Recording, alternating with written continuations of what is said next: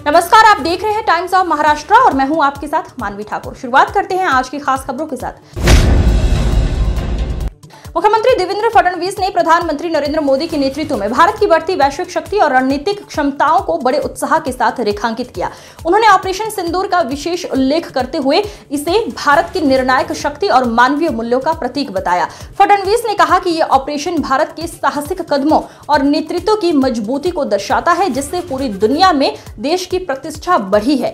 इसके साथ ही उन्होंने आगामी स्थानीय चुनावों में भाजपा और महायुति को जनता का निरंतर समर्थन देने की अपील की है। उन्होंने भरोसा जताया है प्रधानमंत्री मोदी के नेतृत्व में देश और राज्य दोनों निरंतर प्रगति के पथ पर अग्रसर रहेंगे। मोदीजींच्या नेतृत्वात ऑपरेशन सिंदूर मध्ये आपण बघितलं, बंधू भगिनींनो, आपल्यापर्यंत मला हे निश्चितपणे पोहोचवायला आवडेल की ऑपरेशन सिंदूर मध्ये त्यावेळी पहलगाम मध्ये दुर्दैवाने आमच्या 26 भावांना त्या ठिकाणी गोळ्या घालण्यात आल्या। मुलांसमोर बापाला गोळ्या घातल्या, मुलीसमोर बापाला गोळ्या घातल्या, पत्नीसमोर नवऱ्याला गोळ्या घातल्या आणि ज्या प्रकारचं निघृण हत्याकांड त्या ठिकाणी झालं, उभा देश पेटला होता। आणि त्याच वेळी देशाचे प्रधानमंत्री माननीय नरेंद्र मोदीजींनी सांगितलं, जिन्होंने मेरे भारतवासियों को मारा है मैं उनको मिट्टी में मिलाकर ही दम लूंगा। आणि त्यानंतर ऑपरेशन सिंदूरची सुरुवात झाली आणि पाकिस्तानमध्ये जाऊन 9 आतंकवादी अड्डे हे नेस्तनाबूत आम्ही करून टाकले। पाकिस्तानला समजलं देखील नाही। बंधू भगिनींनो, जगाच्या इतिहासातलं एक असं ऑपरेशन आहे की ठरवलेलं प्रत्येक टार्गेट हे नेमक्या पद्धतीनं उडवण्यात आलं। ठरवलेलं टार्गेट उडवत असताना आपलं कुठलंही नुकसान नाही झालं। ठरवलेलं टार्गेट उडवत असताना त्या ठिकाणच्या आतंकवाद्यांचा खात्मा झाला। ठरवलेलं टार्गेट उडवत असताना त्या ठिकाणी जेवढं इन्फ्रास्ट्रक्चर आहे ते मट्टी मोल करण्याचं काम हे आमच्या सेनेने करून दाखवलं। जगाच्या पाठीवर ऑपरेशन सिंदूर हे भारताची ताकद दाखवणारं ऑपरेशन आहे। हा पाकिस्तान गुडघ्यावर आला आणि जगभरातल्या देशांना विनंती करायला लागला, मोदींना समजवा, सीज फायर करा।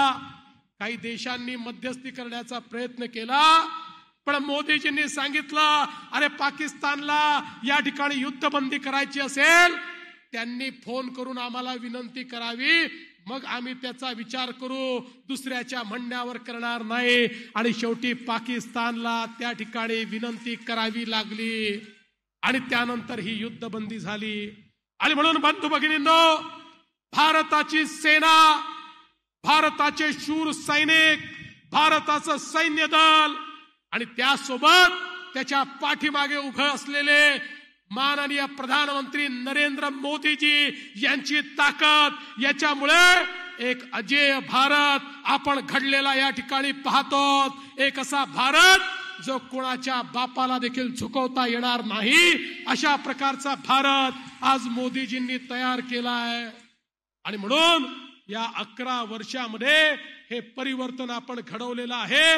आता त्यांच्याच नेतृत्वामध्ये या महाराष्ट्रामध्ये पुन्हा एकदा महाराष्ट्राला सुजलाम सुफलाम करण्याकरता आपलं महायुतीचं सरकार, आमचे दोन्ही सहकारी माननीय एकनाथराव शिंदेजी, माननीय अजितदादा पवार आणि आम्ही सगळे या ठिकाणी कामाला लागलेलो आहोत। तुमचा आशीर्वाद आमच्या पाठीशी असू द्या। आणि तुम्हाला हे देखील मी सांगू इच्छितो, येत्या काळामध्ये जिल्हा परिषदेच्या आणि महानगरपालिकेच्या आणि नगरपालिकेच्या आणि नगरपंचायतीच्या निवडणुका येणार आहेत। त्या निवडणुकांमध्येही जसा आशीर्वाद विधानसभेत दिला तसाच आशीर्वाद त्या निवडणुकातही द्या। याचं कारण तिथे जर वेगळे लोक आले तर आपण अनेक वेळा बघितलं आहे, आम्ही मुंबईहून किती पाठवलं तरी तुमच्यापर्यंत मग पोचतच नाही। तेच लोक जिरवून टाकतात. त्यामुळे आता असे जिरवणारे नाही, पुरवणारे लोक आपल्याला या ठिकाणी निवडून द्यायचे आहेत. आणि म्हणून महानगरपालिका असो, नगरपालिका असो, नगरपंचायत असो, या ठिकाणी जिल्हा परिषद पंचायत समिती असो, भारतीय जनता पार्टीच्या नेतृत्वामध्ये आपल्या महायुतीला आपण निवडून द्या, एवढी आपल्या सर्वांना ऍडव्हान्स मध्ये विनंती करतो. त्यावेळेस पुन्हा येईलच, पण आज ऍडव्हान्स बुकिंग तुमचं सगळ्यांचं करतो. आणि त्याकरता कार्यकर्त्यांनी दिवसाची रात्र आणि रात्रीचा दिवस करावा अशी विनंती करून माझे 2 शब्द संपवतो.